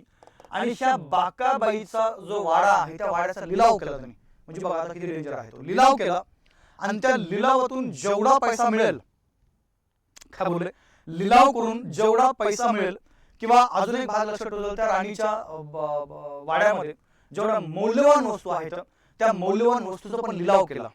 आणि लिलाव करून जवळजवळ सगळा पैसा जो आहे तो काय केला बघा, सरळ या ठिकाणी त्या कंपनीच्या कोषागारामध्ये त्यांनी जमा करून टाकला. कारण की मौल्यवान वस्तू तुम्हाला त्या राणीच्या वाड्यामध्ये पाहायला मिळत होत्या, म्हणून त्यांनी काय केलं बघा, त्या मौल्यवान वस्तूचा लिलाव जो आहे तो लिलाव त्या ठिकाणी केला. हा एक मुद्दा आपल्याला या ठिकाणी माहित असणं आवश्यक आहे म्हणजे आहे. ठीक आहे, चला मेन आपण घटना बघतोय. त्यातला पहिला मुद्दा मी तुम्हाला सांगितलं बघा, युद्धनीतीचा वापर करून 3 संस्थांना खालसा केले. 49 मध्ये पंजाब आहे, 50 मध्ये सिक्कीम आहे आणि 52 मध्ये बघा त्या ठिकाणी लोअर ब्रह्मदेश. ओके, चलो दत्तक वारसाबद्दल पहिलं संस्थान 48 मध्ये सातारा, 49 मध्ये जयपूर संबलपूर आहे, 50 मध्ये बघाट, 52 मध्ये उदयपूर आहे वगैरे. ठीक आहे, जोधपूर, 53 मध्ये झाशी आहे आणि 54 मध्ये नागपूर. आणि नागपूर संदर्भात तो वाड्याचा किंवा मौल्यवान वस्तूचा लिलाव लक्षात ठेवला. त्यानंतर बघा गैर प्रशासनाचं कारण देऊन 53 मध्ये वराड आहे, 56 मध्ये अवध आहे आणि अजून त्या ठिकाणी लक्षात ठेवला कोणतं बघा, करवली. परंतु करवली बद्दल 2 मिनिटं इथं काय करा, अजून पण याला नोट नंबर करून तुम्ही घेऊ शकता बघा. करवलीला कसा 1856 मध्ये काय केलं माहितीये का, करवली संस्थान ऍक्च्युअली त्यांनी करवली गैर प्रशासनाचं कारण देऊन जे खालसा केलं होतं त्या करवलीला संचालक मंडळाचा विरोध होता बघा. मग काय केलं 1856 मध्ये लगेच त्या ठिकाणी ते संस्थान पुनर्स्थापित केलं गेलं बघा. पुनर्स्थापित म्हणजे जे खालसा केलं होतं ते रद्द केलं आणि ते पुन्हा काय केलं बघा त्या ठिकाणी पुनर्स्थापित केलेलं आहे. तो एक वेगळा भाग तुम्हाला त्या करवली संदर्भातला माहित असणं आवश्यक आहे. ठीक आहे, म्हणजे जनरली जर आपण बघितलं बघा, डलहौसीनं या ठिकाणी साम्राज्य विस्तार करताना ओके 3 प्रकारच्या मार्गाचा अवलंब केलेला आहे. पहिला मार्ग युद्धनीती, दुसरा मार्ग लक्षात ठेवला काय बघा दत्तक वारसा नामंजूर तत्व आणि तिसरा तुमचा मार्ग आहे त्या ठिकाणी गैर प्रशासन. हे 3 कारण त्यासाठी दिले गेले आणि 3 कारण देऊन त्यांनी काय केलं बघा, भारतातले बरेचसे जे संस्थान आहेत जे तुम्हाला आता मी मगाशी बोलले ते डलहौसीने काय केले बघा, या भागामध्ये खालसा केलेले तुम्हाला पाहायला मिळतील. बऱ्याचदा अशा कंटेंटवरती तुम्हाला एक्झाम मध्ये प्रश्न विचारला जात असतो जे तुम्हाला माहित असणं आवश्यक आहे. या थोडंसं पुढे आता बघा डलहौसीची तिसरी आणि अजून एक महत्त्वाचं काम आपण ज्याला म्हणूया ते म्हणजे कोणतं बघा, दळणवळण. आता पहिला भाग भारतातील जे काही दळणवळण आहे या दळणवळण व्यवस्थेचा जनकच त्या ठिकाणी जर कोण असेल तर कोण आहे बघा, हा डलहौसी आहे. कारण की याच्या कालखंडामध्ये टपाल विभाग आहे, त्यानंतर तुमचा तार विभाग आहे, बरोबर आहे का, रेल्वे आहे, सार्वजनिक बांधकाम डिपार्टमेंट आहे. तर हे असे बरेचसे विभाग या डलहौसीच्या कालखंडामध्ये काय झालं बघा त्या ठिकाणी तुम्हाला सुरू झालेले पाहायला मिळतील. ठीक आहे, चलो तर पहिला भाग काय केलं माहितीये का, सरळ सरळ या डलहौसीने इथं पूर्वी काय व्हायचं माहितीये का, पूर्वी आपल्या भारतामध्ये जे कंपनीमध्ये काम करणारे सैनिक आहेत, लष्कर, या लष्करांना पत्रव्यवहार पूर्णपणे फ्री होता, पूर्णपणे फ्री. म्हणजे एकंदरीत आपण जर बघितलं तर पूर्णपणे हा पत्रव्यवहार कसा आहे, फ्री आहे. मग आता म्हणजे एक तर पहिला मुद्दा कंपनी लॉस मध्ये झाली, मग बरोबर आहे की नाही.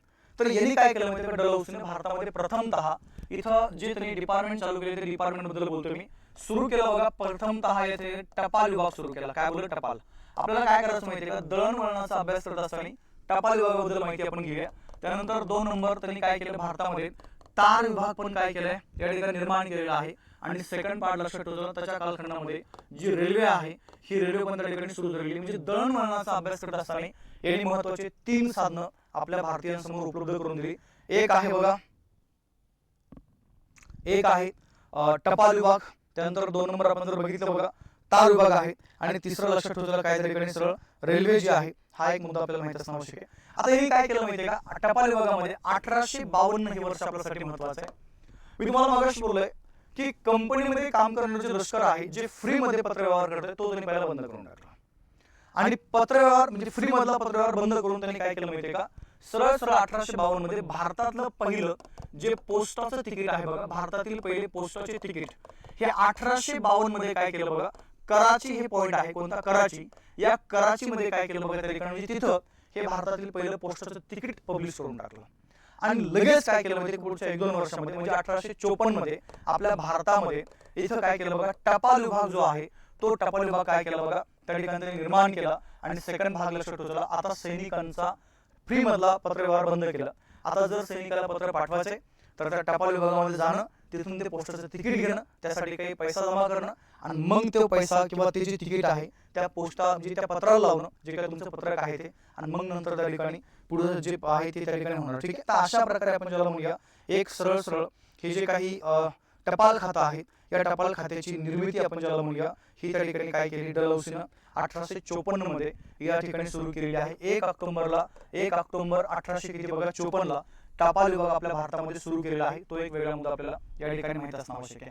त्यानंतर यांनी काय केलं, पुन्हा एकदा 1854 मध्ये आपल्या भारतामध्ये तार विभाग जो आहे तो निर्माण केला बघा. ठीक आहे, म्हणजे एकंदरीत आपण जर बघितलं बघा, टपालापेक्षाही जास्त लवकर आणि स्पीडमध्ये संदेश त्या ठिकाणी एका ठिकाणाहून दुसऱ्या ठिकाणी देण्याचं जे माध्यम आहे ते म्हणजे कोणतं बघा, त्या ठिकाणी तार आहे. आणि ही तार विभाग त्यांनी काय केलं बघा, सुरू केलं. आणि भारतातली जी पहिली तार आहे 2 शहरांच्या मध्ये टाकली गेली बघा, गोवा ते कलकत्ता या 2 शहरांच्या दरम्यान काय केली, या ठिकाणी पहिली तार टाकली गेली. आणि सेकंड माझा मुद्दा लक्षात ठेवा, ह्या तार विभागाचा पहिला संचालक, हे आपल्याला बऱ्याचदा येतं बघा कधी कधी, पहिला संचालक म्हणून काय केलं बघा, एका व्यक्तीला नियुक्त केलं. त्या व्यक्तीचं नाव लक्षात ठेवा, ओ शांगनेशी हे त्या व्यक्तीचं नाव आहे. म्हणजे जर तुम्हाला उद्या एक्झाम मध्ये जर असा प्रश्न विचारला की खालीलपैकी तार विभागाचे पहिले संचालक कोण आहेत, तर आपलं उत्तर काय पाहिजे बघा, ओ शांगनेशी हे त्या ठिकाणी तार विभागाचे पहिले संचालक आहेत. आता आपण जाऊया तुमच्या त्या रेल्वे डिपार्टमेंटकडे. पहिला भाग आपण जर बघितलं बघा, रेल्वे संदर्भात इथं भारतीय रेल्वेचा जो जनक आहे, हा जनक आहे इथं आय करतो मी, आय म्हणजे इंडियन रेल्वे. या इंडियन रेल्वेचा जनक जर आपल्याला कोणाला म्हणायचंय, तर कोणाला म्हणायचं बघा, तिकडे लॉर्ड डलहौसीला इंडियन रेल्वेचा जनक म्हणायचंय. बघा आता इथं काय झालंय, 2 वर्ष माझ्या मते थोडंसं लक्षात ठेवतो, 1830 बघा, 1830 मध्ये जगातील पहिली रेल्वे, जगातील बोललो मी, जगातली पहिली रेल्वे जी आहे ही सुरू झाली बघा 1830 मध्ये लंडन शहरामध्ये. काय बोललो मी, लंडन.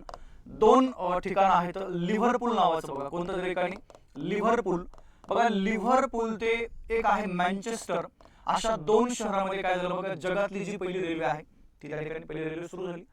मग आता ह्या पहिल्या रेल्वेचं आकर्षण जगातल्या जवळजवळ सगळ्या देशांना होतच, पण भारतातलं एक व्यक्तिमत्व आहे, ज्या व्यक्तिमत्वाचं नाव लक्षात ठेवतो, नाना जगन्नाथ शंकर सेठ यांना पण खूप मोठं आकर्षण आहे.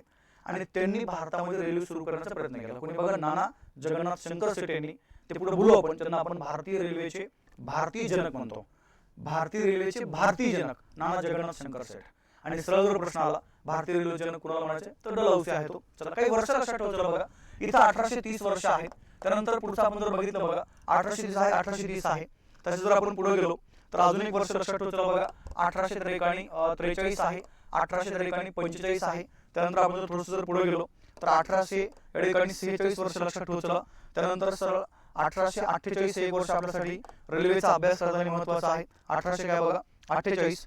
त्याच्या आपण जर पुढे गेलो बघा तर सरळ सरळ लक्षात ठेवायचं 1857 हे वर्ष या ठिकाणी रेल्वेचा अभ्यास करताना आपल्यासाठी महत्वाचं आहे.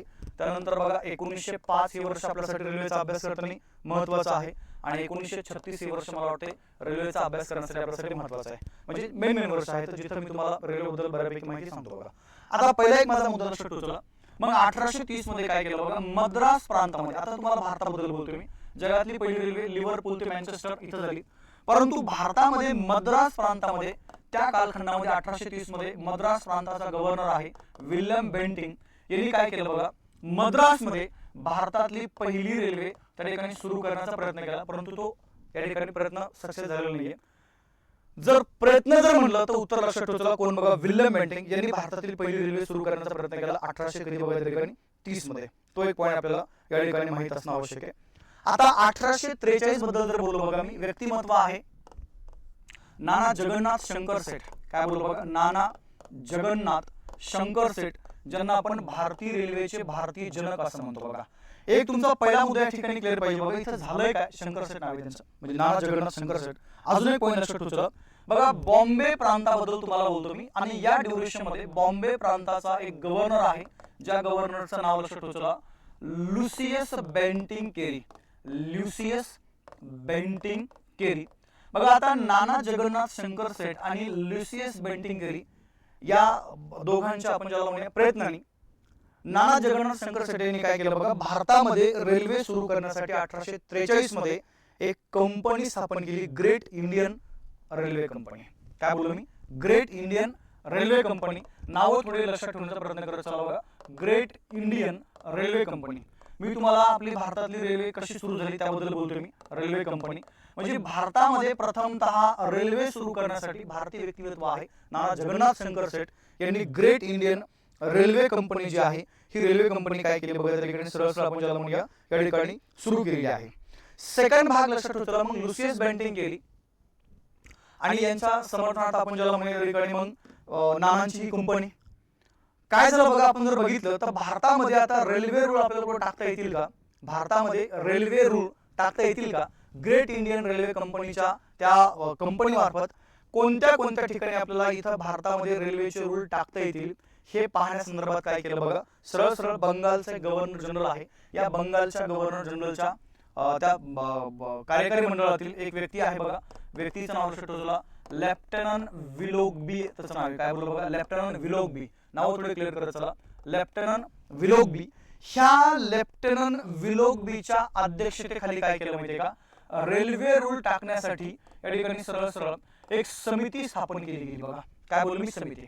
म्हणजे आता काय होणार आहे बघा, सरळ ब्रिटिश ईस्ट इंडिया कंपनी, आता ब्रिटिश ईस्ट इंडिया कंपनी आणि ग्रेट इंडियन रेल्वे कंपनी या दोन कंपन्यांच्या संयुक्त विद्यमानाने या ठिकाणी काय केलं बघा, ह्या लेफ्टनंट विलोगबीने भारतामध्ये कोणत्या कोणत्या ठिकाणी आपल्याला रेल्वे रूळ जे आहे हे रेल्वे रूळ त्या ठिकाणी सुरू करता येतील ह्या बाबीचा अभ्यास करण्यासाठी काय केलं बघा, सरळ आपण ज्याला म्हणूया या ठिकाणी इथं एक समिती स्थापन केली गेली. पण आता ज्या वेळेस भारतीय व्यक्ती आहेत त्यांची कंपनी आणि ब्रिटिश ईस्ट इंडिया कंपनी या दोन कंपन्यांमध्ये करार होतोय आणि करार होऊन भारतातली रेल्वे सुरू होतीये, ही गोष्ट त्या ब्रिटन मधल्या भांडवलदारांना काही जमलीच नाही बघा. यांनी काय केलं माहितीये का, लगेच पार्लमेंट कडनं परमिशन घेतली आणि पार्लमेंट कडनं परमिशन घेऊन भारतामध्ये ब्रिटन मधले जे भांडवलदार लोक आहेत भारतामध्ये कंपनी म्हणजे रेल्वे सुरू करण्यासाठी काय केलं बघा, यांनी लगेच 1846 मध्ये त्या ब्रिटन मधल्या भांडवलदारांनी एक कंपनी सुरू केली, great Indian peninsular company. Great Indian peninsular company, great Indian peninsular company. काय बोललो मी, ग्रेट इंडियन पेनिन्सुलर कंपनी. आता मला सांगा, नानांची कंपनी कोणती आहे, ग्रेट इंडियन रेल्वे कंपनी. मग आता ब्रिटिश ईस्ट इंडिया कंपनीमध्ये आणि नानांच्या कंपनीमध्ये करार झाला आणि करार होऊन काय केलं माहिती का, त्यांनी रेल्वे टाकण्याचा त्या ठिकाणी प्लॅन आखलेला आहे. परंतु ही गोष्ट त्या ब्रिटन मधल्या भांडवलदारांना न जमल्यामुळे त्यांनी काय केलं माहिती का, गडबड केली, पार्लमेंटची परमिशन घेतली आणि लगेच 1846 मध्ये भारतामध्ये रेल्वे सुरू करण्यासाठी ग्रेट इंडियन पेनिन्सुलर कंपनी जी आहे ही पेनिन्सुलर कंपनी काय केली बघा, त्या ठिकाणी आपण ज्याला म्हणूया सरळ सरळ या ठिकाणी स्थापन केली. आता एक 2 मिनिटं लक्ष द्या. मग या भांडवलदारांनी काय केलं माहिती का, ब्रिटन मधल्या ब्रिटिश ईस्ट इंडिया कंपनीसोबत एक करार केला. तो करार बघा कसा, भारतामध्ये रेल्वे रूळ टाकण्याचा कॉन्ट्रॅक्ट आम्हाला द्या, म्हणजे आम्ही प्रत्येक ठिकाणी रेल्वे टाकतो, हा पण ह्याचा वापर मॅक्झिमम कंपनीज करणारे. कोणती company, British east India company. कारण की रेल्वे रूळ आम्ही टाकतोय परंतु भारतामध्ये व्यापार कोण करतोय, ब्रिटिश कंपनी करते. मग आता ह्या रेल्वेचा मॅक्झिमम उपयोग कोणाला होणार आहे, त्या ब्रिटिश कंपनीला. म्हणजे पहिला भाग आपण जर बघितलं बघा, मग ब्रिटिश कंपनी म्हणली मग ही नानासाहेब जी कंपनी सुरू करताय आमचा तोच करार आहे, त्यांच्यामध्ये ना तुमच्यामध्ये काय वेगळं आहे, म्हणजे तुम्ही आम्हाला काय प्रॉफिट देणार. म्हणजे जर नाना जगन्नाथ शंकर यांची कंपनी आहे ग्रेट इंडियन रेल्वे कंपनी, ही पण त्या ठिकाणी भारतामध्ये रेल्वे रूल्स टाकणार आहे आणि त्या रेल्वे रूलचा मॅक्झिमम वापर आम्हीच करणार आहोत. मग तुम्ही त्यांच्यापेक्षा आम्हाला ॲडव्हान्स जर काही देत असेल, सुधारणा किंवा सुविधा जर देत असेल तर आम्ही तुमच्यासोबत करार करू शकतो. मग ह्या ग्रेट इंडियन ही जी काही भांडवलदारांची कंपनी आहे बघा, पेनिन्सुलर कंपनीने सांगितलं की आम्ही काय करू, एक आमच्याकडे तुम्हाला एक सर्व्हिस फ्री मध्ये राहील बघा, 2 सर्व्हिस आम्ही तुम्हाला फ्री मध्ये देऊ शकतो. 2 सर्व्हिस कोणत्या, जे तुम्ही टपाल विभाग सुरू केलं म्हणजे ते होणार आहे तुमच्या भविष्यामध्ये पुढे 54 मध्ये, तुमचे ऑल इंडिया मधले जे काही टपाल आहेत हे आम्ही फ्री मध्ये काय करू बघा, प्रत्येक ठिकाणी सर्क्युलेट करतो फ्री मध्ये. आणि कंपनीचं म्हणजे कोणती company, British east India company, जेवढं काही लष्कर आहे या लष्करांना आम्ही प्रत्येक ठिकाणी फ्री मध्ये या ठिकाणी काय करू बघा, घेऊन जाऊया. आता ब्रिटिश कंपनी वाटलं ठीक आहे, काय अडचण नाहीये, आमच्या 2 मागण्या म्हणजे 2 गोष्टी तुम्ही आम्हाला फ्री मध्ये देताय, मग चला काय अडचण नाही. मग झालं काय बघा, 1848 मध्ये 1800 काय बोलतो बघा 48 मध्ये EIC कंपनी म्हणजे ब्रिटिश ईस्ट इंडिया कंपनी. त्यानंतर 2 नंबर लक्षात ठेवा, नानासाहेबांची कंपनी आहे कोणती बघा, great Indian railway company, great Indian railway company. आणि सेकंड मुद्दा, ब्रिटन मधल्या भांडवलदारांची कंपनी आहे ग्रेट इंडियन, ठीक आहे, ग्रेट इंडियन पेनिन्सुलर कंपनी. ह्या 3 कंपन्यांमध्ये काय झालं बघा, 3 कंपन्यांमध्ये सरळ भारतामध्ये रेल्वे सुरू करण्याच्या अनुषंगाने डायरेक्ट 1848 मध्ये करार केला. काय बोलू मी, करार झाला. म्हणजे सरळ सरळ ही ग्रेट इंडियन रेल्वे जी आहे, जी नाना जगन्नाथ शंकर यांनी कंपनी सुरू केली बघा, ती सरळ कंपनी ग्रेट इंडियन आपण ज्याला म्हणूया नंतरच्या कालखंडामध्ये पेनिन्सुलर कंपनीमध्ये काय झाले बघा, या ठिकाणी समाविष्ट केली गेली. म्हणजे एकंदरीत आपण जर बघितलं तर या ठिकाणी आपण ज्याला म्हणूया सरळ सरळ अशा प्रकारे ह्या 3 कंपन्या एकत्र आल्या. 3 कंपन्या कोणत्या? British east India company, great Indian railway company आणि ग्रेट इंडियन पेनिन्सुलर कंपनी, आणि 3 कंपन्या एकत्र येऊन यांनी काय केलं बघा, 1848 आहे, 1848 आणि 1853 मध्ये काय केलं बघा, भारतातली जी पहिली रेल्वे आहे ही पहिली रेल्वे त्या ठिकाणी सुरू केली. कधी बोलले मी? 1853 मध्ये. आता पहिला एक भाग लक्षात ठेवा. मग भारतातली जी पहिली रेल्वे आहे ही नेमकी सुरू कधी झाली? 16 एप्रिल 1853 मध्ये. इथं तुम्हाला काय करायचं माहितीये का? ठिकाण माहित असणं आवश्यक आहे. त्या 2 ठिकाणामधलं एकूण अंतर किती होतं ते अंतर त्या ठिकाणी लक्षात ठेवा. पहिल्या रेल्वेला एकूण किती डबे जोडले होते ते डबे त्या ठिकाणी तुम्हाला माहित असणं आवश्यक आहे. पहिल्या रेल्वेमध्ये एकूण किती प्रवाशांनी प्रवास केला, एकूण प्रवासी तुम्हाला माहित असणं आवश्यक आहे. या पहिल्या रेल्वेला एकूण किती वेळ लागला त्या ठिकाणी जाण्यासाठी हे पण तुम्हाला माहित असणं आवश्यक आहे. त्यानंतर आपण जर बघितलं बघा, पहिल्या रेल्वेला एकूण किती त्या ठिकाणी इंजिन जोडले गेले होते, हे इंजिन पण त्या ठिकाणी तुम्हाला माहित असणं आवश्यक आहे. मग आता पहिला भाग जर आपण बघितलं बघा, भारताची पहिली रेल्वे जी आहे ही 2 शहरांच्या दरम्यान त्या ठिकाणी सुरू झाली बघा. एक आहे तुमचं बॉम्बे शहर आणि 2 नंबर आपण जर बघितलं त्या ठिकाणी कोणतं बघा, ठाणे शहर. बऱ्याचदा आपल्याला हा परीक्षेमध्ये प्रश्न विचारला की खालीलपैकी भारतातली पहिली रेल्वे कोणत्या 2 शहरांच्या दरम्यान त्या ठिकाणी सुरू झाली? तर लक्षात ठेवा कोणते 2 शहर बघा, बॉम्बे ते ठाणे. हे एकूण जे अंतर आहे, एकूण अंतर लक्षात ठेवा 34 किलोमीटर. पहिल्या रेल्वेला एकूण त्या ठिकाणी 14 डबे जोडले होते. या 14 डब्यामध्ये एकूण 400 प्रवासी होते. ज्या 400 प्रवाशांनी काय केलं वगैरे प्रवास केलेला आहे. या रेल्वेला बॉम्बेवरनं ठाणे या ठिकाणी जाण्यासाठी एकूण 57 मिनिटाचा वेळ लागला बघा. किती? 57. 2:35 दुपारी बोलतो मी, 2:35 बॉम्बेवरून ही रेल्वे निघाली आणि डायरेक्ट लक्षात ठेवा 3 या ठिकाणी 32 काय झालं बघा, ही रेल्वे त्या ठाणे या ठिकाणी पोहोचलेली आहे. म्हणजे 57 मिनिटं हा वेळ या ठिकाणी लागलेला आहे. तो एक मुद्दा लक्षात ठेवा. आणि सरळ सरळ आपण जर बघितलं बघा तर ही जी रेल्वे आहे या रेल्वेला त्या ठिकाणी म्हणजे त्या दिवशी वार कोणता होता तो पण एक लक्षात ठेवा. तर त्या दिवशी वार आहे बघा तुमचा शनिवार. शनिवारी त्या ठिकाणी ही रेल्वे सुरू झालेली आहे. आणि भारताची पहिली रेल्वे बघा लक्षात ठेवा 3 इंजिन आहेत. 3 या 3 इंजिने काय झालं बघा त्या ठिकाणी ओढली गेली आहे. तर पहिलं इंजिन लक्षात ठेवा सिंध नावाचं, 2 नंबर आपण जर बघितलं बघा साहिब नावाचं, आणि तिसरं लक्षात ठेवा त्या ठिकाणी कोणता बघा, सुलतान नावाचं. हे 3 इंजिननी त्या ठिकाणी पहिली रेल्वे ओढली गेली. परंतु मॅटर हा आहे, चला आता या पहिल्या रेल्वेचं उद्घाटन सुरू आहे. मग या पहिल्या रेल्वेच्या उद्घाटन प्रसंगी नेमकं तिथं कोण कोण उपस्थित होतं तो एक वेगळा मुद्दा आहे बघा. कोण कोण बघा, त्या बॉम्बेला तुम्ही आज जर बघितलं तर त्या पहिल्या रेल्वेचं उद्घाटन तुम्ही ते बघा, तिथे नेटवर सर्च केलं तर तुम्हाला ते पाहायला मिळतं बघा सगळं. ठीक आहे, म्हणजे ते लोक त्या काळात वगैरे. या पहिल्या रेल्वेच्या उद्घाटन प्रसंगाला कोण कोण उपस्थित आहेत? एकूण जवळजवळ काय करा बघा, 3-4 नावं लक्षात ठेवतो. त्यापैकी पहिले आहेत नाना जगन्नाथ शंकर सेठ. ठीक आहे, नाना जगन्नाथ शंकर सेठ हे पण त्या ठिकाणी पहिल्या रेल्वेच्या उद्घाटनाप्रसंगी त्या ठिकाणी उपस्थित आहेत. त्यानंतर 2 नंबर जर बघितलं बघा, बॉम्बे जे न्यायालय आहे त्याचे आपण ज्याला म्हणूया न्यायमूर्ती यार्डली हे पण त्या ठिकाणी उपस्थित होते. त्यानंतर 3 नंबर आपण जर बघितलं बघा तर सरळ सरळ लक्षात ठेवा लेफ्टनंट जॅक्सन नावाचे एक अधिकारी आहे. हे लेफ्टनंट जॅक्सन नावाचे अधिकारी पण त्या ठिकाणी उपस्थित आहेत. त्यानंतर आपण जर बघितलं बघा जमसेटजी जीजी भाई. ओके, जमसेटजी जी भाई हे पण त्या ठिकाणी रेल्वेच्या पहिल्या उद्घाटन प्रसंगाला उपस्थित आहेत. आणि 5वं एक नाव लक्षात ठेवा बघा, लेडी बेंटिंग केरी. म्हणजे या बॉम्बे प्रांताचा गव्हर्नर जो आहे लुसियस बेंटिंग केरी, त्याची पत्नी कोण बघा, लेडी बेंटिंग केरी ही पण त्या ठिकाणी उपस्थित होती. परंतु एक पहिला भाग लक्षात ठेवा, झालं काय, बॉम्बे प्रांताचा गव्हर्नर लुसियस बेंटिंग केरी मात्र या उद्घाटनाला उपस्थित नव्हता. का? तो नाराज होता. नाराज का होता की प्रथमतः करार कोणासोबत केलाय आम्ही, नाना जगन्नाथ शंकर सेठ यांच्या कंपनीसोबत. नंतर भांडवलदारांनी एकत्र आलं, याचा दबाव टाकून तुम्ही हे सगळं काय केलंय पूर्णपणे, म्हणजे माझा करार जो मी केला होता तो तुम्ही रद्द केला, त्यामुळे या प्रसंगाला मी येतच नाही, म्हणजे त्या उद्घाटन प्रसंगाला येत नाही उपस्थित. मग काय केलं माहितीये का, ह्या जे काही ब्रिटिश होते त्या कालखंडामध्ये यांनी काय केलं, जे 3 इंजिन जोडले गेले होते बघा, 3 इंजिन, ह्या 3 इंजिनला एक मोठं इंजिन जोडलं होतं, मोठं. ओके, आता त्या लुसियस बेंटिंग केरीला एक मोठं पण दिलं, म्हणजे तसं एक गुणगौरव केला गेला. कारण की त्या लुसियस बेंटिंग केरीचं अजून एक नाव होतं बघा, त्याला फॉकलँड बोललं जायचं. काय? फॉकलँड त्याला बोललं जायचं. त्या लुसियस बेंटिंग केरीला फॉकलँड म्हणायचे. मग काय केलं माहितीये का, जे मोठं इंजिन होतं त्या मोठ्या इंजिनला एक नाव दिलं गेलं आणि ते नाव आहे त्या ठिकाणी फॉकलँड इंजिन. काय बोललं बघा, फॉकलँड. हा एक तुम्हाला मुद्दा या ठिकाणी माहिती असणं आवश्यक आहे. आणि जर तुम्ही ते नेटवर सर्च केलं तुम्हाला असे लोक पाहायला भेटतील बघा त्या रेल्वेला पाहताना. बरोबर आहे की नाही. परंतु भारतीय लोकांनी काय केलं बघा, ह्या पहिल्या रेल्वेला खूप नावं ठेवले, कारण की आपल्या भारतामध्ये जाती व्यवस्था स्ट्रॉंग होती त्या कालखंडामध्ये. मग यांना वाटलं की आता तुम्ही एका डब्यामध्ये सर्व जाती धर्माचे लोक जे आहेत त्यांना जर बसवणार तर तुम्ही आमचा धर्म भ्रष्ट करताय. अशा ठिकाणी अफवा ज्या आहेत त्या काळामध्ये त्या बऱ्याचशा पसरल्या बघा. आणि म्हणून त्या ठिकाणी भारतीय लोकांनी काय केलं, या पहिल्या रेल्वेला काही नावं ठेवले बघा. जसं काही लोकांनी बघा सरळ या भारताच्या पहिल्या रेल्वेला राक्षसीन म्हणलं बघा. काय त्या ठिकाणी राक्षसीन.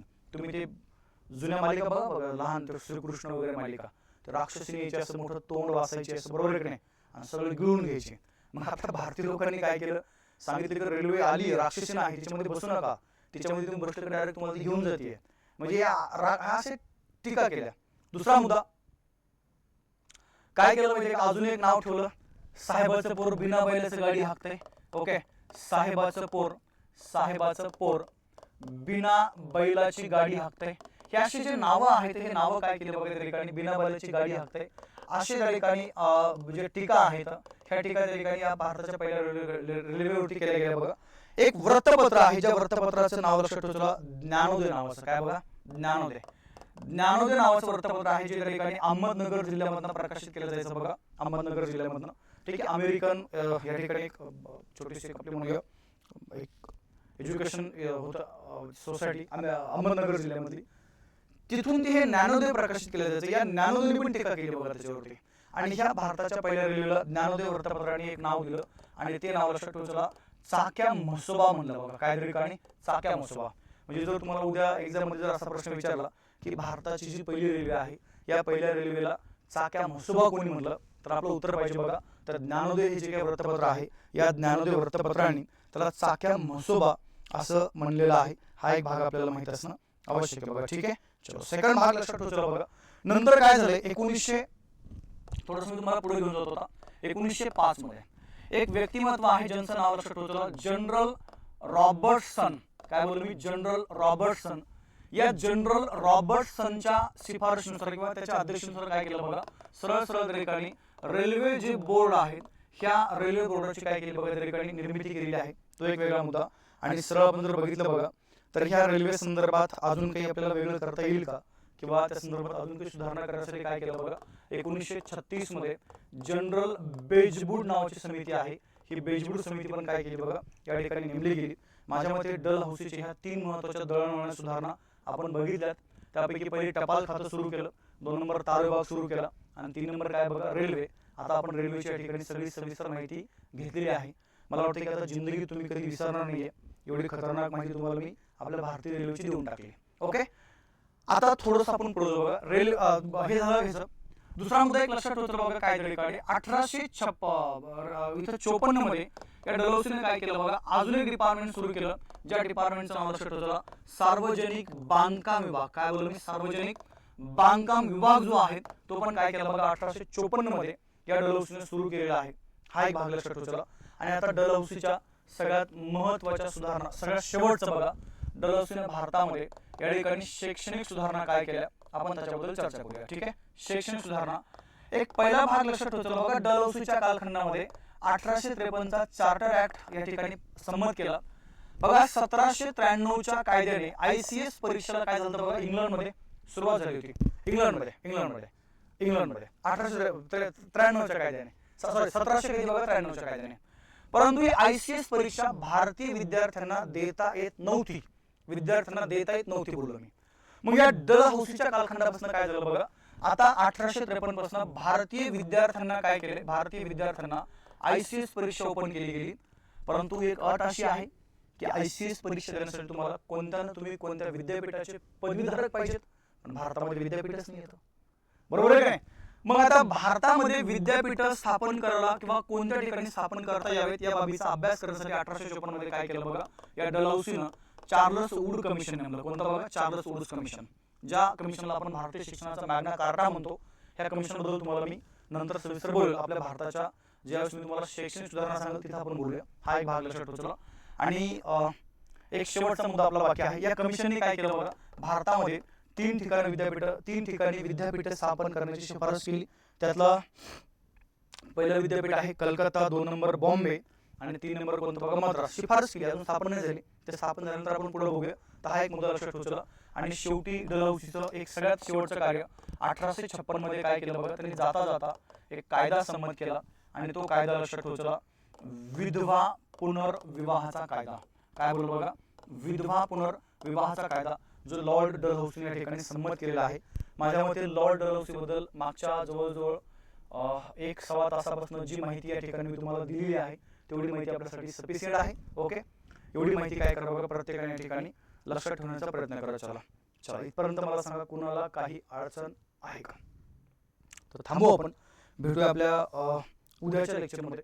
ठीक आहे, तसं आता टायमिंग आपला झालेला आहे, फक्त आपला अर्धा तास बाकी आहे. आणि अर्धा तासामध्ये आता पुढचं भूगोलचं पूर्णपणे आपला 1 तास होणार नाही आहे. त्यामुळे आता भूगोल आपण उद्याच घेऊया, तिथं थांबून घेऊ.